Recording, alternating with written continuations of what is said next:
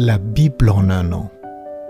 Lévitique chapitre 25 verset 47 à Lévitique chapitre 27 verset 13.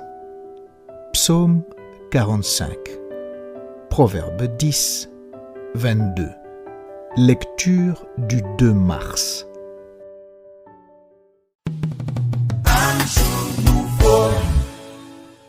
Marc chapitre 10, versets 32 à 52.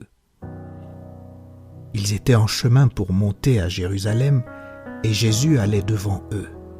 Les disciples étaient troublés et le suivaient avec crainte. Et Jésus prit de nouveau les 12 auprès de lui et commença à leur dire ce qui devait lui arriver. « Voici, nous montons à Jérusalem et le Fils de l'homme sera livré aux principaux sacrificateurs et aux scribes. Ils le condamneront à mort et ils le livreront aux païens, qui se moqueront de lui, cracheront sur lui, le battront de verges et le feront mourir. Et 3 jours après, il ressuscitera. » Les fils de Zébédée, Jacques et Jean, s'approchèrent de Jésus et lui dirent : « Maître, nous voudrions que tu fisses pour nous ce que nous te demanderons. » Il leur dit : « Que voulez-vous que je fasse pour vous ? » « Accorde-nous, lui dirent-ils, d'être assis l'un à ta droite et l'autre à ta gauche, quand tu seras dans ta gloire. » Jésus leur répondit : « Vous ne savez ce que vous demandez. Pouvez-vous boire la coupe que je dois boire, ou être baptisé du baptême dont je dois être baptisé ? » « Nous le pouvons, dirent-ils. Et Jésus leur répondit : « Il est vrai que vous boirez la coupe que je dois boire, et que vous serez baptisés du baptême dont je dois être baptisé.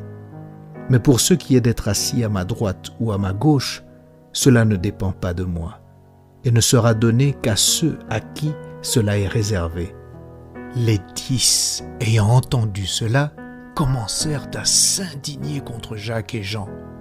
Jésus les appela et leur dit : « Vous savez que ceux qu'on regarde comme les chefs des nations les tyrannisent, et que les grands les dominent.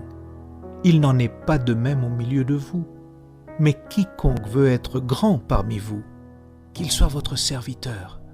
Et quiconque veut être le premier parmi vous, qu'il soit l'esclave de tous.